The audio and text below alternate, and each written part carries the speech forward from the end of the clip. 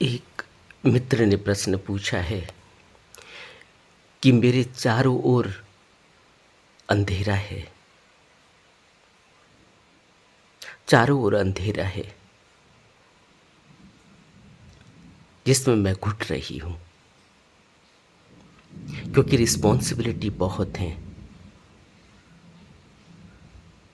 मैं अपना दुख तो झेल सकती हूँ, लेकिन जब फैमिली का दुख देखती हूँ तो मुझसे झेला नहीं जाता। भगवान में मेरी बहुत आस्था है, लेकिन वह भी मेरी कोई मदद नहीं करता। अब मैं टूट चुकी हूँ। आप मुझे बताइए कि मुझे क्या करना चाहिए।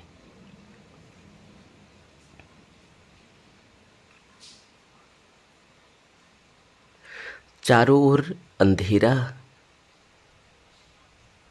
घुटन, क्योंकि रिस्पॉन्सिबिलिटी बहुत है। न मैं जी पाती हूँ, न मैं मर पाती हूँ। अपने दुख तो मैं झेल सकती हूँ, लेकिन जब फैमिली के दुख देखती हूँ तो मुझसे नहीं सहा जाता। भगवान में आस्था है, लेकिन वह कोई मदद नहीं करता। मैं किसको अपने दुख बताऊं?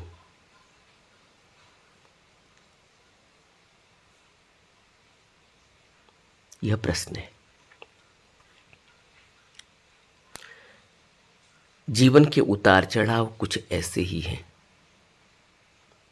क्योंकि यहाँ हमें लगता तो है कि कोई दूसरे के कारण ऐसा हो रहा है, लेकिन दूसरा कारण दिखाई देता है, लेकिन कारण है नहीं। अगर हम जड़ में जाएंगे तो हमें यही दिखाई देगा कि यह मेरे ही बोए हुए बीज हैं, लेकिन पता नहीं चलता।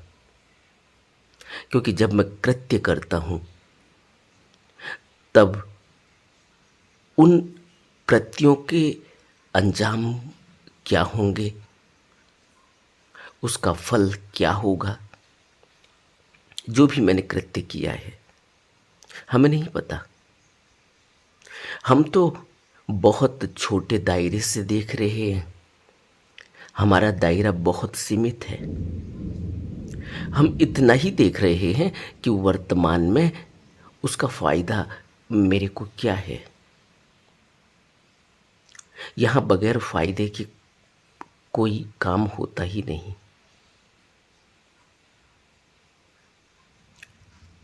एक रिश्ता होता है माँ बाप का बच्चे के साथ। माँ का रिश्ता सबसे प्योर माना जाता है, क्योंकि वो बच्चे को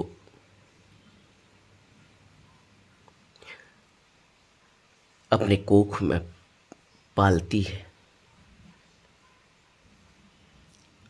9 महीने, और फिर उस बच्चे का पालन पोषण करती है जब वो पैदा हो जाता है। और बुद्ध कहते थे कि माँ अपने लहू से बच्चे को पालती है। इसलिए माँ बाप का रिश्ता, माँ का रिश्ता सबसे बड़ा है। बाप प्रबंध करता है, खाने पीने का प्रबंध करता है, सुरक्षा का प्रबंध करता है। परिवार इस तरह से चलता है, दोनों मिलकर पालन पोषण करते हैं बच्चे का। और जैसे जैसे उस बच्चे के अंदर जागृति आनी शुरू होती है, सोच समझ पैदा होने लगती है, उसकी बातें शुरू शुरू में बचकानी होती हैं। उसका हर कृत्य मोह मोह पैदा कर देता, मोहित करने वाला होता है। धीरे धीरे हम उससे गहरे में अटैच हो जाते हैं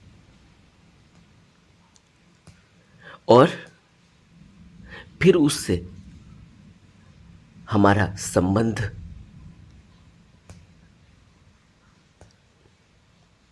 ऐसा हो जाता है कि अब हम उसके बिना अपने आप को अधूरा महसूस करते हैं।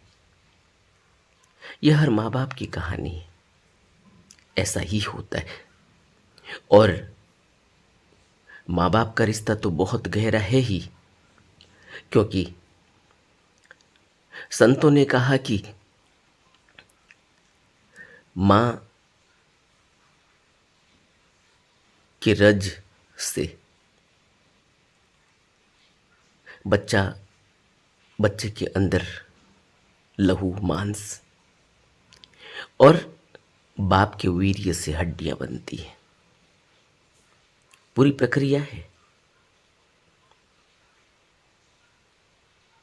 और हम इस प्रक्रिया को जानते नहीं हैं कि किस तरह से जन्म होता है, किस तरह से एक जीव शरीर में आता है। इसका हमें कुछ भी तो पता नहीं है अभी, क्योंकि जो आंतरिक घटनाएं घटती हैं वो बहुत सूक्ष्म हैं और सूक्ष्म होने के साथ साथ उनमें संस्कार हैं और वो संस्कार जन्मों जन्मों के लेकर कोई इस धरती पर आता है। अब हमारी वहां तक तो पहुंच है नहीं, जबकि हमने बच्चे पैदा भी किए हैं, उसके बावजूद भी हम कुछ भी तो नहीं जानते। न तो अपने बारे में जानते हैं और न बच्चे के बारे में जानते हैं। हम वही जानते हैं जो हमें दिखाई देता है और हम अपने बारे में उतना ही जानते हैं जितना हम सोच समझ रखते हैं, जितनी सोचने और समझने की शक्ति हमारे अंदर पैदा हुई है।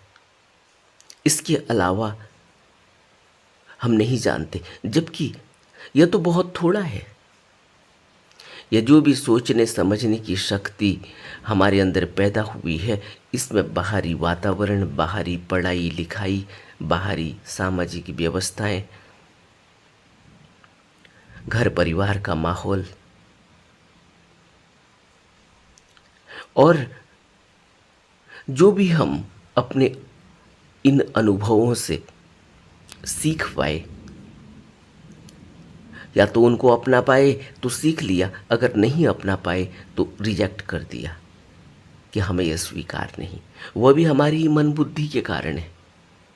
हमारा मन किसी चीज़ को स्वीकार कर लेता है, वह चीज़ अच्छी है या नहीं इसका हमें अभी कोई उसकी तह तक हम पहुंच नहीं पाते।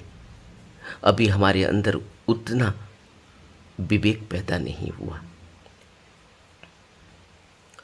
करते तो हम हैं, लेकिन अपनी समझ के हिसाब से करते हैं। चारों ओर अंधेरा किस बात का द्योतक है? चारों ओर अंधेरा इस बात का द्योतक है कि अज्ञानता गहरी है। अज्ञान से ही अंधेरा होता है और ज्ञान इस बात से हम समझ लेते हैं कि हमने पढ़ाई लिखाई कितनी की है, हम कितना पैसा कमा रहे हैं, हम कैसे अपने परिवार की परवरिश कर रहे हैं, कैसे हम समाज में बात व्यवहार करते, इसको हम कहते हैं कि हमारा ज्ञान है। लेकिन बुद्धि इसको ज्ञान नहीं मानते।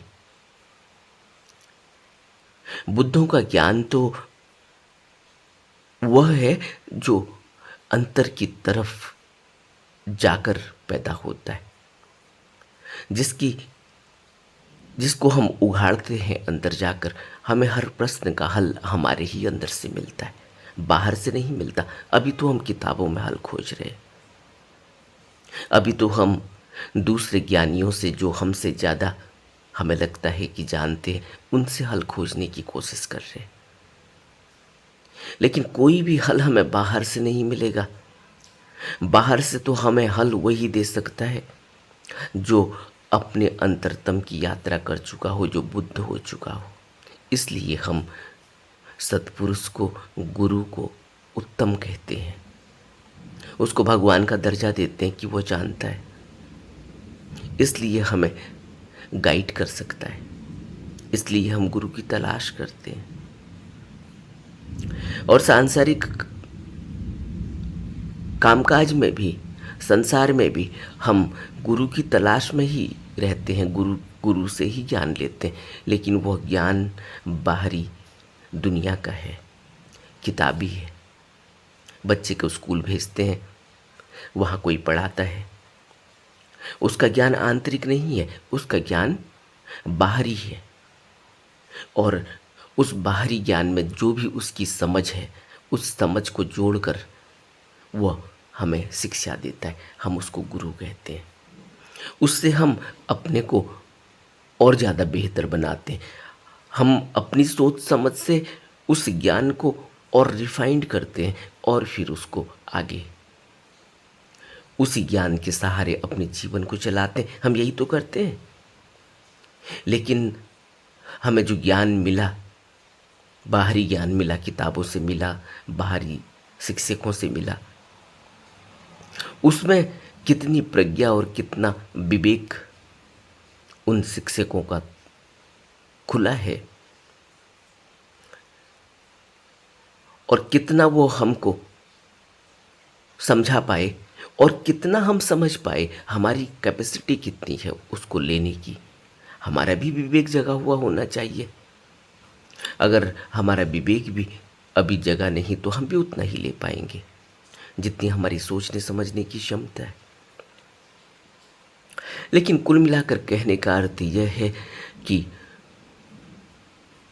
संतों के पास पूर्ण ज्ञान होता है, बुद्धों के पास पूर्ण ज्ञान होता है। और जो हमें चारों ओर अंधेरा नजर आता है, यह अंधेरा यही है अज्ञानता का, कि हमें कुछ पता ही नहीं चलता कि अब करना क्या चाहिए।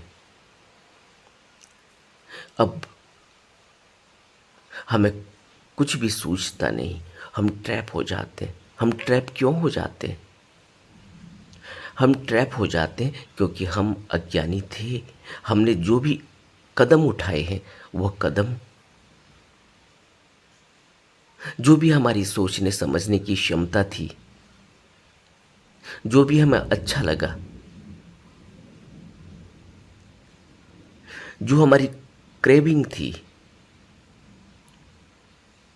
एक ललक है पा लेने की, कुछ भी एक तृष्णा है, एक मोह है, एक आसक्ति है, एक लोभ है कि यह पाना है। वो पा लेते हैं, लेकिन उसके परिणाम, उसके अंजाम, उसका रिजल्ट क्या होगा यह हमको नहीं पता, क्योंकि हम यही देखते हैं कि दूसरा भी तो यही कर रहा है, जबकि दूसरा उसके परिणाम भुगत रहा है, लेकिन हम अब उसके परिणाम दिखाई नहीं देते। क्यों? क्योंकि हम चकाचौंध वाली दुनिया में जीते और यही सोचते हैं कि दूसरा तो आनंद ले रहा है, यह वस्तु हमारे पास नहीं, इसलिए हम खुश नहीं, और हम ट्रैप हो जाते। और यह ट्रैपिंग हमें अंधकार ही अंधकार में डुबा देती है, इसलिए हमारे अंदर चारों तरफ अंधेरा हो जाता है। क्योंकि हमने जो डिसीजन लिए हैं, वो डिसीजन में कहीं ना कहीं भूल है, और वो भूल हम खुद भी नहीं जानते, क्योंकि हमने तो द बेस्ट किया है।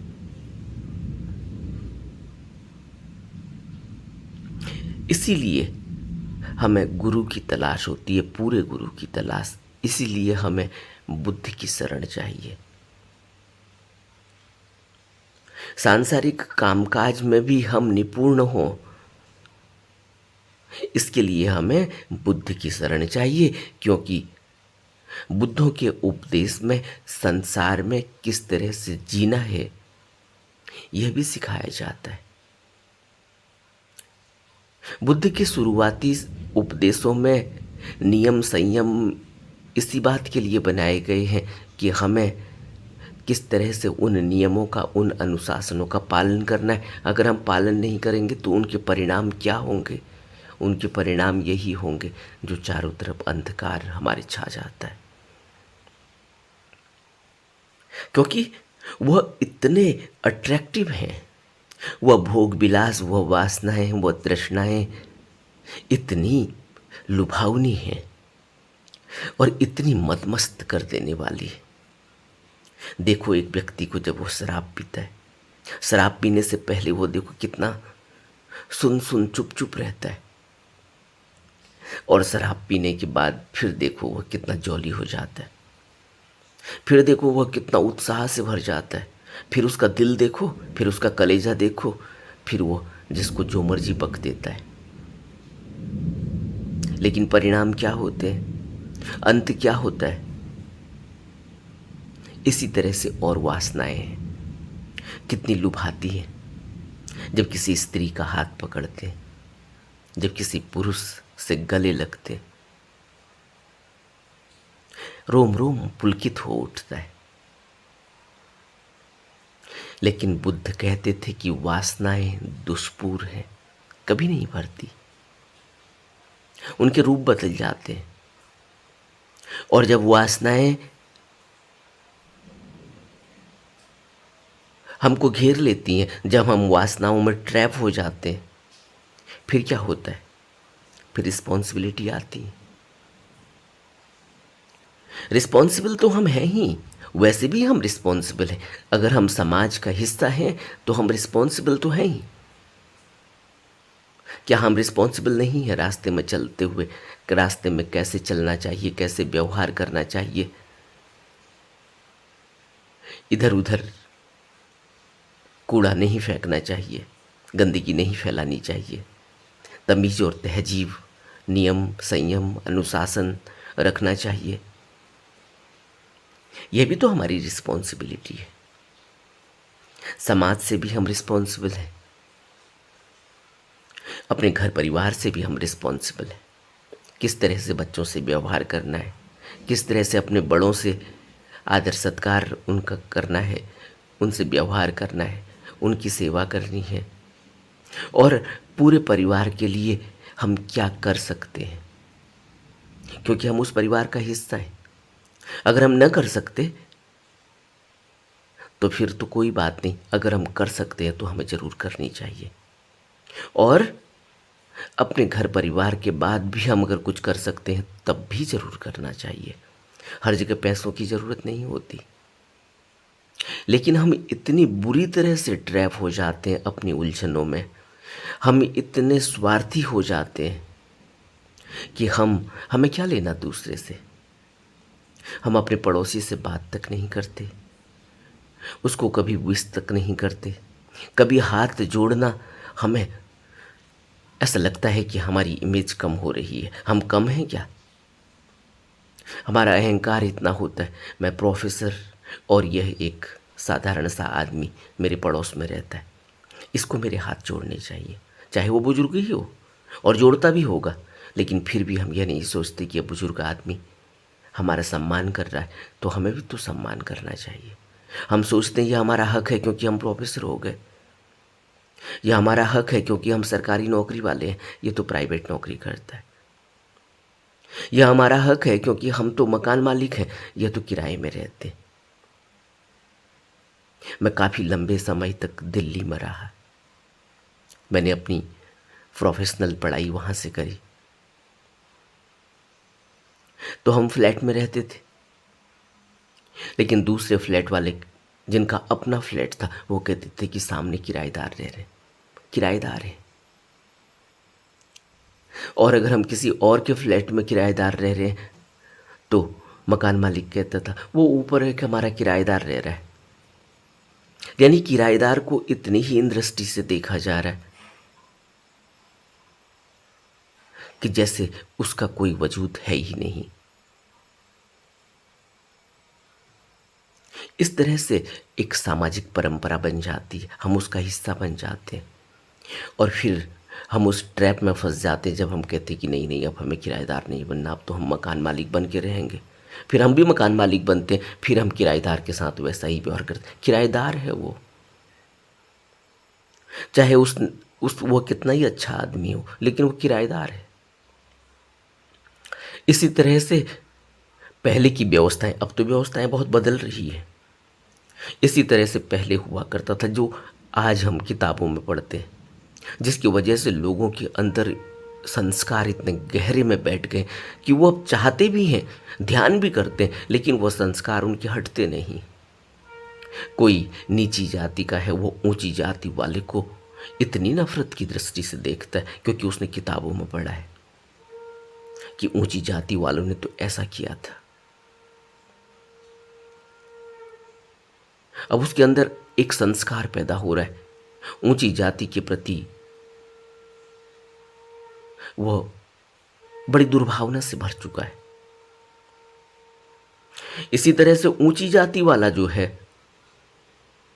अपनी परंपरा में पीढ़ी दर पीढ़ी आज ऐसी स्थिति में है कि वो अभी भी किसी को, कोई अगर छोटा काम कर रहा है तो उसको कहता है ये नीची जाति के लोग हैं। और जब वही नीची जाति का आदमी साहब बन के उसके ऑफिस में आ जाता है, फिर वो सर कहता है। सर कहता तो है बाहर से, लेकिन अंदर से उसको बड़ी पीड़ा होती है कि सर कहना पड़ रहा है। यह सामाजिक व्यवस्थाएं हैं, यह अच्छी हैं या बुरी हैं, मैं नहीं कह रहा हूं कुछ भी। यह सामाजिक व्यवस्थाएं जब इस तरह से हो जाती हैं तो फिर इनके परिणाम पीढ़ी दर पीढ़ी हमें भुगतने होते हैं। फिर एक रिवॉल्यूशन आता है, समाज खुलता है, दायरा खुलता है, शिक्षा में बदलाव होता है जो अब हो रहा है, और धीरे धीरे वो स्थितियां बदल रही हैं। औरत के साथ किस तरह से दुर्व्यवहार किया जाता था अभी आज से 50 साल पहले तक,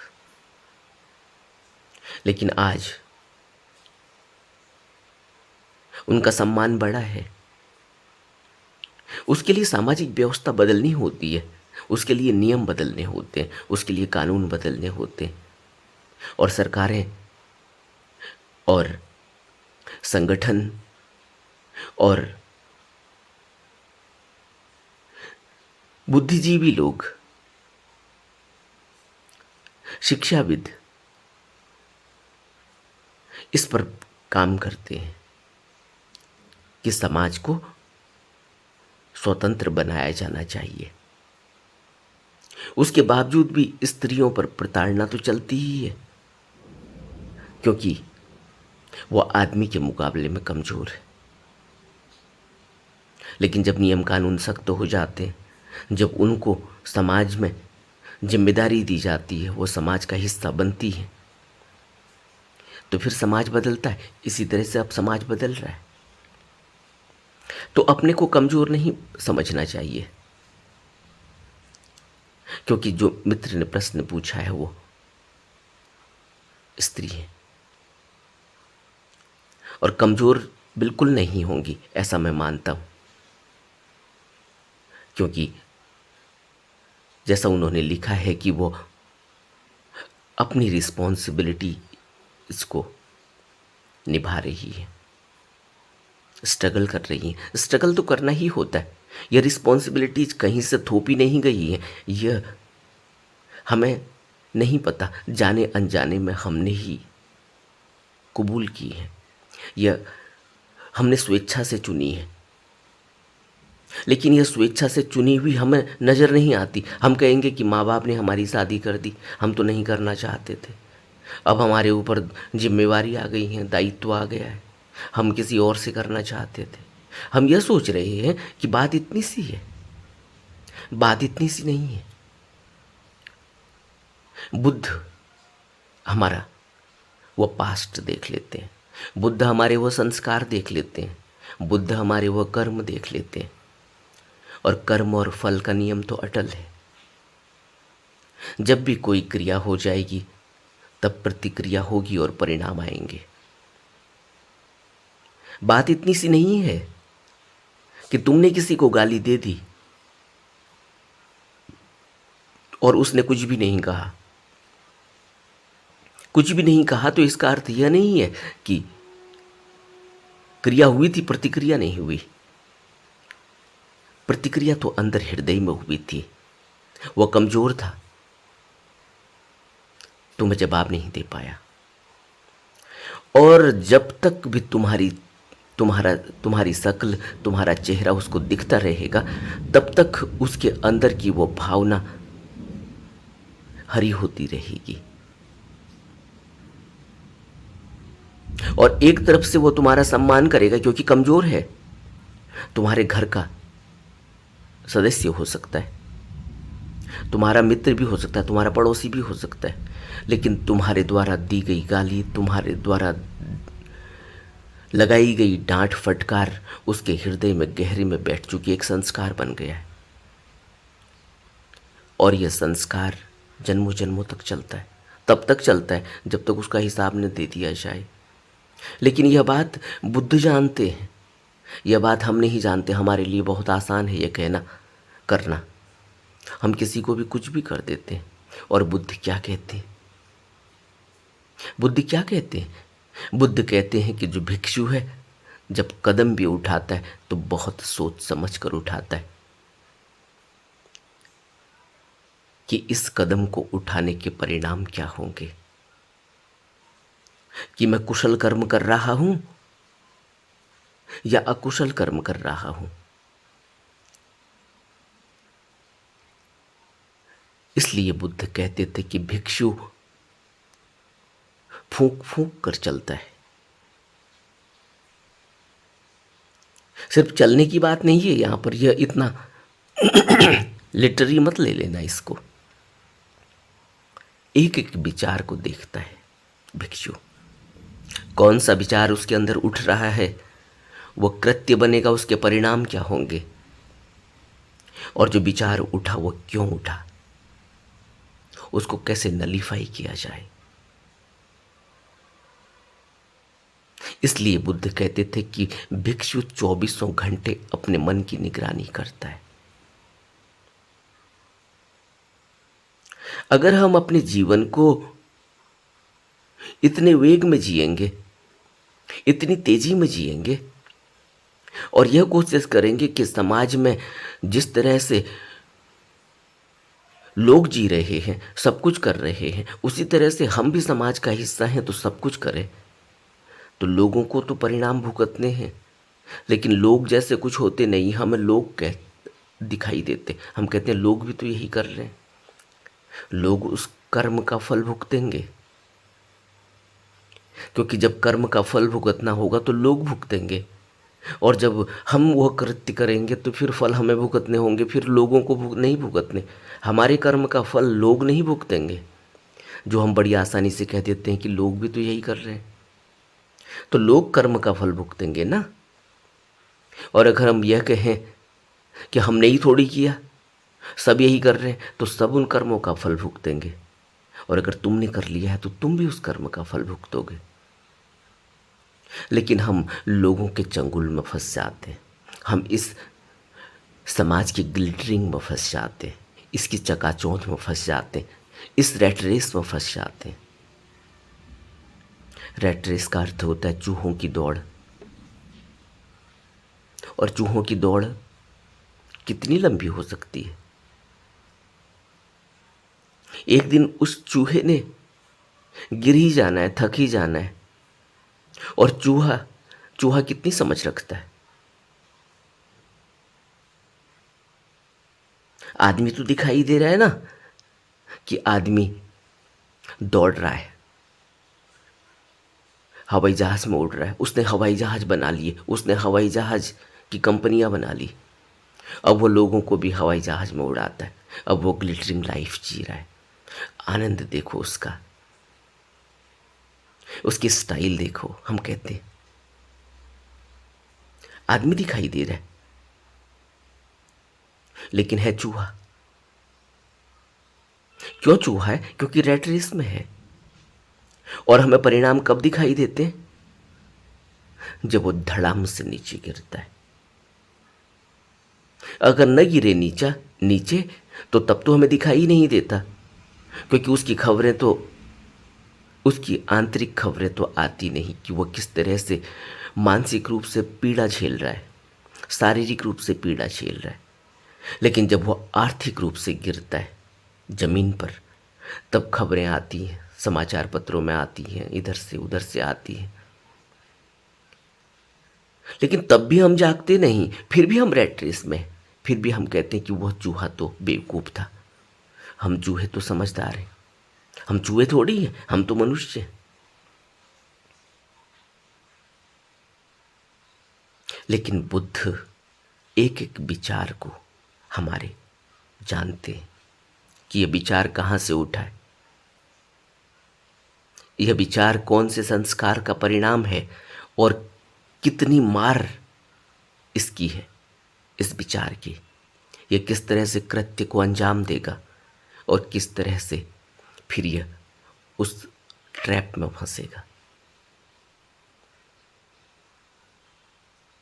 जैसे इन मित्र ने पूछा है कि फैमिली का दुख देखा नहीं जाता, मैं अपने दुख तो झेल सकती हूँ।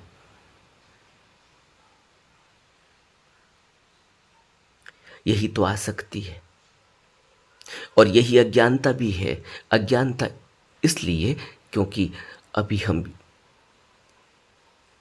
यह समझ रहे हैं कि यह फैमिली मैंने बनाई है, मैं इसमें बहुत महत्वपूर्ण है। और बुद्ध कहते थे कि तुम अपने आत्मभाव को छोड़ दो।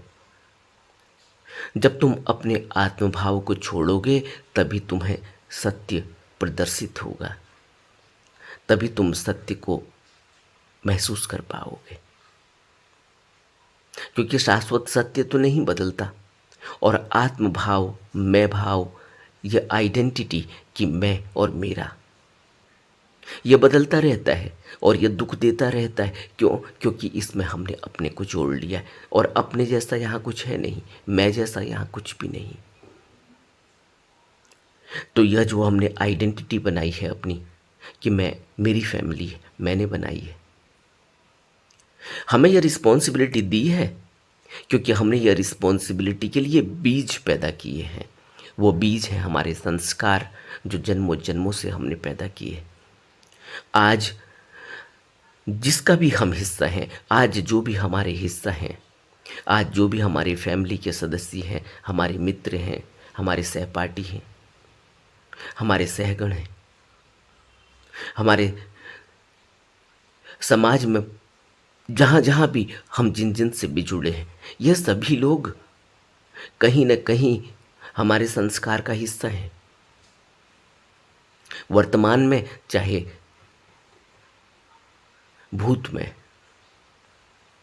और इनसे आगे फिर भविष्य में फिर वह संस्कार फलित होंगे। तो यह कहना कि मैंने यह सब कुछ किया है, अपने को थोड़ा सा अलग कर लोगे तो फिर फैमिली के दुख से परेशान नहीं होगे। रिस्पॉन्सिबिलिटी तो उठानी ही है, दायित्व तो उठाना ही है। ऐसा नहीं है कि रिस्पॉन्सिबिलिटी फैमिली है तो इतनी ही उठानी है। रिस्पॉन्सिबल तो हम तब भी हैं जब हम रास्ते में चलते हैं, कहीं भी पेशाब नहीं करते, कहीं भी पॉटी नहीं करते, कहीं भी गंदगी नहीं मचाते। अगर मचाते हैं तो अभी हम रिस्पॉन्सिबल नहीं हुए। और गंदगी हम मचाते हैं, गंदगी हम करते हैं, इससे क्या पता चलता है? इससे यह पता चलता है कि अभी हम सामाजिक रूप से रिस्पॉन्सिबल नहीं हुए। वेस्ट में हम चले जाते हैं, वेस्टर्न लोगों को हम यहाँ देखते हैं, उनके संस्कार देखते हैं। वो केला भी खाते हैं तो जेब में डाल देते हैं छिलका। ये आपने देखा होगा, वो कोई टिश्यू पेपर से अपनी नाक भी साफ करेंगे तो उस टिश्यू पेपर को जेब में रख लेंगे या उसको हाथ में पकड़ कर रखेंगे जब तक उनको डस्टबिन न दिखाई दे। यह आपने कभी नोटिस किया होगा। और हम क्या करते हैं, या आज भी समाज में हम क्या देखते हैं, इससे क्या पता चलता है कि अभी हमारी सोशल रिस्पॉन्सिबिलिटी अभी हमने समझी नहीं। यह हमें समझनी होगी। जब हम सोशल रिस्पॉन्सिबिलिटी को समझेंगे तब हम यह भी समझेंगे कि यह फैमिली हमारी रिस्पॉन्सिबिलिटी है, लेकिन यह इसमें इस तरह से आसक्त हो जाना बुद्धों की नज़र में अच्छा नहीं। बुद्धि इसको मूढ़ता कहते हैं, पशुवत जीवन कहते हैं। रिस्पॉन्सिबिलिटी तो है, क्या यह हमारा दायित्व तो नहीं बनता? जब कोई बच्चा स्कूल से, छोटा सा बच्चा स्कूल से आता है, रो रहा होता है या गिर गया है, तो हम उसे कितने प्यार से झट से जाके पकड़ लेते हैं, चाहे हम नहीं जानते कि वो कौन है, कहाँ रहता है। यह हमारी सोशल रिस्पॉन्सिबिलिटी भी है। और बच्चा ही क्यों, अगर हम किसी भूखे व्यक्ति को देखें तो उसको खाना खिलाना भी हमारी रिस्पॉन्सिबिलिटी है, अगर हम कर सकते हैं। अगर हम नहीं कर सकते तो तब भी हम उसका इंतजाम करने के लिए दूसरे को कह सकते हैं, और हम ये करते भी होंगे, करना भी चाहिए। इसलिए फैमिली के लिए हम रिस्पॉन्सिबल तो हैं, लेकिन उसमें इस तरह से आसक्त हो जाना, मोह ग्रसित हो जाना और मोह की वजह से दुख उठा लेना, तो चारों तरफ अंधकार तो छा ही जाएगा। मैं अभी कोई किताब पढ़ रहा था, उसमें एक प्रश्न पूछा है एक स्त्री ने अपने गुरु से कि मैंने अपने बच्चे को बहुत मेहनत करके पढ़ाया लिखाया, उसकी परवरिश की, और आज आपकी कृपा से वो बच्चा विदेश जा रहा है, लेकिन मैं डरती हूं कि वो हवाई जहाज में जाएगा और अगर कुछ हो गया तो मैं कैसे जीऊंगी।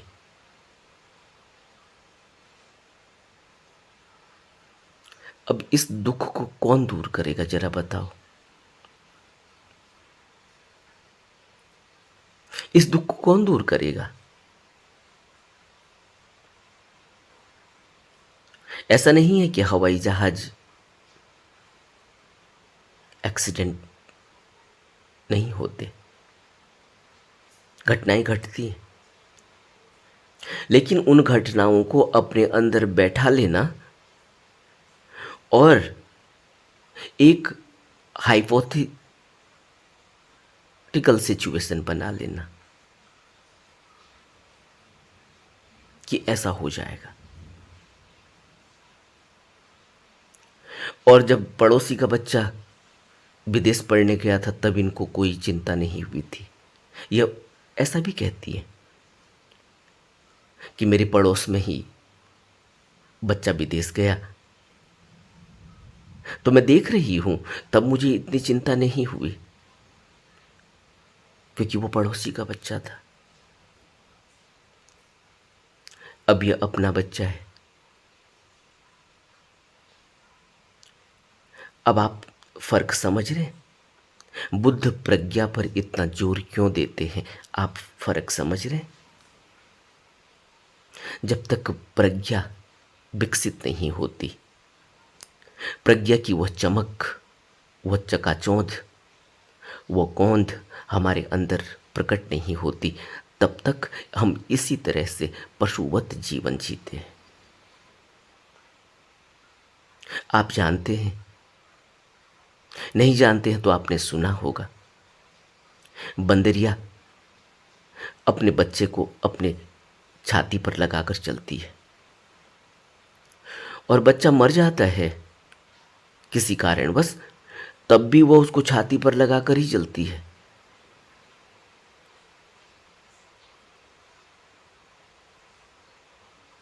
अब क्योंकि यह संस्कार इतने गहरे में हमारे अंदर बैठे हुए हैं, क्योंकि एवोल्यूशन थ्योरी भी यही कहती है कि ब्रेन का हिस्सा एक ऐसा है जो वहां से नीचे से ही बनकर आया है, वो उस तरह से ही एक्ट करता है।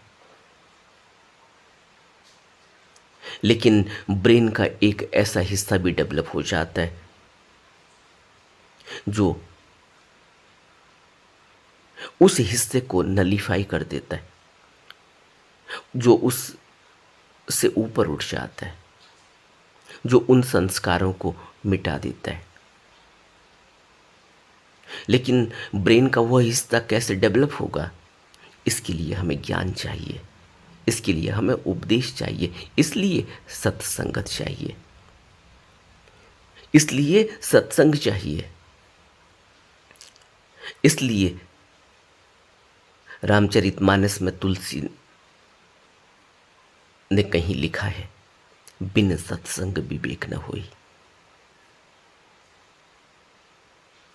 यह बहुत महत्वपूर्ण बात है और बुद्ध ने तो अपने बुद्ध वचन में शुरू में ही कह दिया, बुद्धों के उपदेशों का श्रवण, सत्पुरुष की संगति, सत्संगति अति आवश्यक है। तब हमें पता चलता है, तब हमारे अंदर से वो मोह छंटता है, तब हम करते तो हैं, ऐसा नहीं हम तब कुछ नहीं करते, हम सर घुटाकर और कपड़े गेरुए पहनकर कहीं जंगल की तरफ चले जाते, ऐसा नहीं है। बुद्ध ने तो इस बात को 2800 साल पहले ही हमको उस में मध्य मार्ग छोड़ दिया। क्यों? क्योंकि बुद्ध अपनी अंतर्दृष्टि से देखते हैं कि जब समय बदलेगा तो फिर इस तरह से जीवन नहीं जिया जा सकता। बुद्ध के साथ लाखों भिक्षु थे, उस समय का जीवन वैसे जिया जा सकता था, समाज में भिक्षु प्रतिष्ठित था,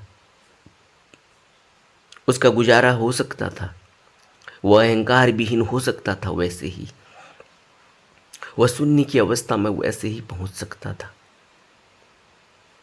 वह अपने को मुक्त कर सकता था, स्वतंत्र ऐसे जी सकता था। लेकिन आज यह अति कठिन है, इसलिए बुद्ध ने 2800 साल पहले ही मध्य मार्ग दिया हमको, जिसमें घर में रहकर ही हम अपने जीवन को इस तरह से ढाल सकते हैं। और आज तो हमारे पास कितनी सुख सुविधाएं हैं, हम कितने हाईटेक हो गए हैं,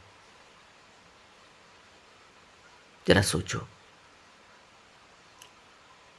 उसके बावजूद भी अगर हम इस तरह से आ सकते हैं, इस तरह से मोह से ग्रसित हैं, तो कहीं ना कहीं हमारी ज्ञान की कमी ही तो है, कहीं ना कहीं हमारी करनी में कमी है।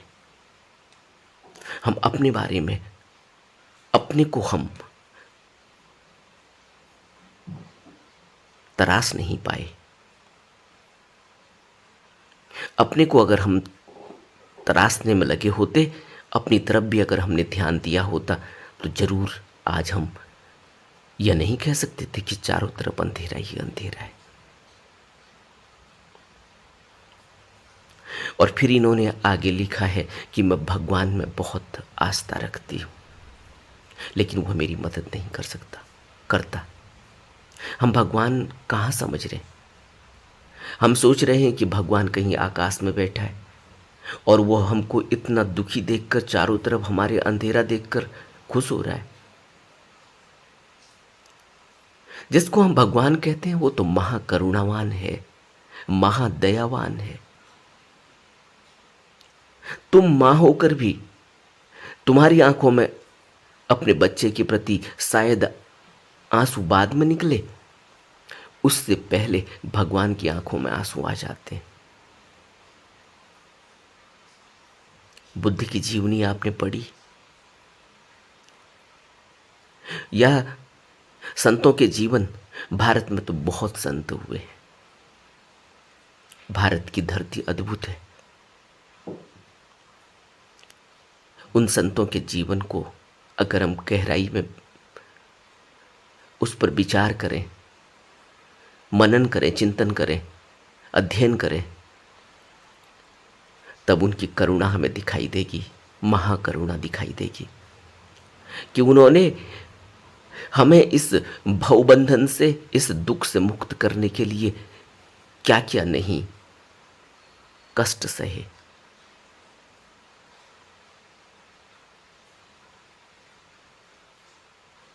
जबकि वह तो भगवान थे, उन्होंने तो सब कुछ ही अपना, वह तो मुक्त हो ही गए थे।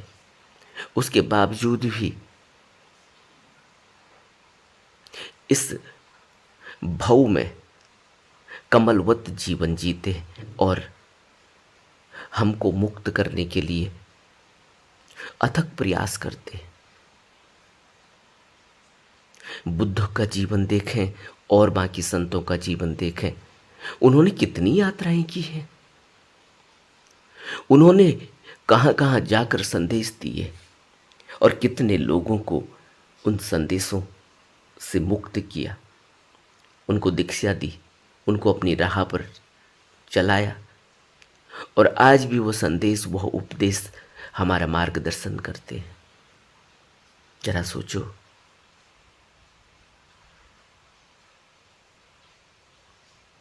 तो अगर हमारे अंदर यह विचार उठता है कि कोई हमारी मदद नहीं करता, तो हम जिस भगवान को जिस तरह से समझते हैं, वो भगवान वहाँ आपको कैसे दिखाई देगा? भगवान तो वहीं होगा। आपके बच्चे में भी तो भगवान है, आप में भी भगवान है। क्योंकि जब ये भगवान विदा होता है तब ये शरीर गिर जाता है, लेकिन हम इस भगवान को नहीं देख पाते। हम भगवान को मंदिर में जाकर, वहाँ बैठकर सोचते हैं। लेकिन मंदिर में जाकर भी अगर हम मनन चिंतन करते, ध्यान साधना करते, तो ज़रूर हमें भगवान का एहसास होता। लेकिन मंदिर में जाकर तो हम सिर्फ डिमांड करते हैं। तभी तो हम फूल ले गए हैं। वो फूल, उसी कुदरत ने वो फूल पैदा किए, उन्हीं फूलों को हम सोच रहे हैं कि अब जिसने यह पैदा किए, जिस तरह से ये अस्तित्व में आए, वही अस्तित्व को बनाने वाला अब हमारी इन फूलों से वो प्रसन्न हो जाएगा। ठीक है, हमारा भाव अच्छा है कि हम जब किसी को अपना अपना प्रेम मानते हैं, अपना सब कुछ मानते हैं, तो फिर हम उसके लिए द बेस्ट करना चाहते हैं। इसीलिए हम मंदिर में जाकर हार चढ़ाते हैं, इसीलिए हम मंदिर में जाकर नए कपड़े चढ़ाते हैं जो उस प्रतिमा को खूब जचें, खूब खिलें। इसीलिए हम मंदिर में जाकर द बेस्ट भोजन बांटते हैं। कोशिश रहती है कि द बेस्ट हो, अपने हाथों से बनाया हुआ हो, उसका वो भोग लगाएं। लेकिन क्या हम कभी सोच पाए, समझ पाए कि जिसको हम बाहर से देख रहे हैं भगवान, यह भगवान मेरी ही एक कल्पना है। मुझे यह भगवान, यह प्रतिमा अच्छी लगी, मैंने इनको भगवान कह दिया। वहीं हमारे ही घर में हमारा दूसरा बच्चा वो कहता नहीं, मुझे यह भगवान अच्छे नहीं लगते, मुझे वो भगवान ज़्यादा प्रिय लगते हैं, इसलिए मैं तो उनकी प्रतिमा को फूल चढ़ाऊंगा, मैं तो उनके मंदिर में जाऊंगा। इसलिए लोग मंदिर चुनते हैं, अगर मंदिर चुनने की बात आती है तो आपने देखा ना, लोग अलग अलग मंदिरों में जाते हैं। वो कहते हैं हम तो वहाँ जाते हैं क्योंकि हमें वहाँ अच्छा लगता है। ये अच्छा लगना और वहाँ जाके शांति मिलना, यह तो हमारे अंदर का ही एक भाव है जो वहाँ प्रकट हो रहा है। इसलिए हमें अपने अंदर उस भगवान के दर्शन करने होंगे। वो भगवान हमें अंदर से गाइड कर रहा है, और जब हम अपने अंदर उसको, उसकी उस गाइडेंस को समझेंगे, सुनेंगे, देखेंगे, तब हमें बाहर, जिसको हम भगवान कह रहे हैं कि मैं भगवान में श्रद्धा करती हूँ, तब भगवान में असली में श्रद्धा आएगी। तब फिर हर व्यक्ति में ही नजर आएगा। आपने एक कहानी सुनी ना, भारत में एक संत हुए, वो अपनी झोपड़ी में खाना बना रहे थे। खाना तैयार किया उन्होंने। खाना तैयार करने के बाद वो अपने किसी काम में, दूसरे काम में लग गए। खाना रखा हुआ है, अचानक एक कुत्ता आ गया और उस कुत्ते ने रोटियों को पकड़ा और चला। उन संत की नजर पड़ी कि कुत्ता तो रोटी लेकर जा रहा है। वो उस कुत्ते के पीछे दौड़े और कहने लगे, अरे भाई रुको, अभी इनमें घी नहीं लगाया, मैं घी लगा लूंगा फिर ले जाना। सोचो, बात बहुत छोटी सी लगती है लेकिन बहुत गहरी है।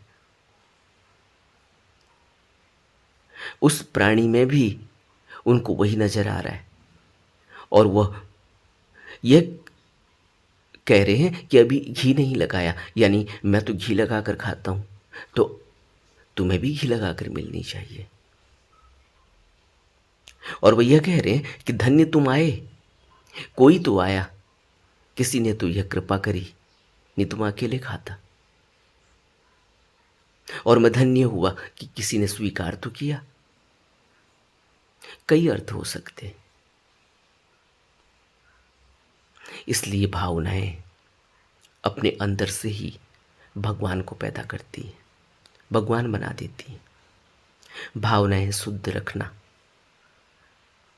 और भावनाएं शुद्ध रखने के लिए ध्यान की आवश्यकता होती है, और ध्यान करने के लिए मेहनत करनी होगी, क्योंकि अभी जो अवस्था इस प्रश्न में तुमने बयान की है कि चारों तरफ अंधेरा है, इससे यह पता चलता है कि बहुत ज़्यादा पीड़ा तुमने भुगत ली है, पीड़ा इकट्ठी कर ली है। अब ध्यान करने में भी ताकत लगानी होगी। मन नहीं लगेगा क्योंकि मन उलझ गया है बहुत बुरी तरह से, लेकिन अगर प्रयास करते रहेंगे तो जरूर मदद भी मिलेगी। और एक दिन ऐसा आएगा, फिर यह नहीं कहना होगा कि भगवान मेरी सुनते नहीं, तब अंदर से ही उत्तर मिल जाएगा। और उत्तर हमेशा अंदर से ही मिलता है, चाहे कितने ही प्रश्न हम बाहर पूछने की कोशिश करें, उत्तर अंदर से ही मिलेगा। जैसे जैसे हम अंदर से साफ होते चले जाएंगे, विचारहीन होते चले जाएंगे, शांत होते चले जाएंगे, तब वह अंधेरा प्रकाश में बदल जाता है, तब ज्ञान का प्रकाश उतरता है, तब प्रज्ञा खिलती है, तब विवेक जागृत होता है, तब परम शांति घटित होती है, तब किसी से पूछने की जरूरत ही नहीं पड़ती, तब सब प्रश्नों के हल स्वतः ही मिल जाते हैं। बल्कि प्रश्नों के हल नहीं मिलते, फिर काम अपने आप हो जाते हैं, और आश्चर्य होता है कि कैसे हो गए। तब हम कहते हैं कि भगवान की कृपा हुई, मुझे पता ही नहीं चला कि कैसे हो गया। मैं सोच रही थी कि कैसे होगा, तब तक तो हो गया। जब तक मैं किसी के बारे में सोचती कि कोई मदद करेगा, तब तक तो कोई मदद करने वाला आ भी गया और हो भी गया। तब भगवान पर श्रद्धा पैदा होगी। अभी जो भगवान पर श्रद्धा है वो ऐसी ही है कि हम मंदिर में जाते हैं और फिर वहाँ जाकर अपनी याचना करते हैं, मांग रखते हैं और वो पूरी होती नहीं। क्यों? क्योंकि हमने अपने मन के अंदर अभी नहीं देखा। मंदिर तो वहाँ है, जब वहाँ प्रकट हो जाएगा तब मंदिर में भी दिखाई देगा, साक्षात दिखाई देगा।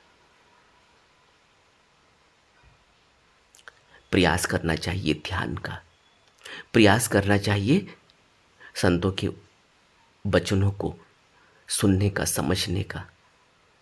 प्रयास करना चाहिए कि हम कर्ता, हमें लग रहा है कि हम हैं, लेकिन कर्ता कोई और ही है। मैं तो एक निमित्त मात्र हूँ। जितना हो पड़ेगा करेंगे, और जो कर भी रहा है वो भी मेरे निमित्त वही कर रहा है। लेकिन ये सब बातें गहरे में तभी स्थिर हो पाती हैं, तभी बैठ पाती हैं जब हम स्थिर होंगे, जब हम ध्यान करेंगे। नमो बुद्धाय।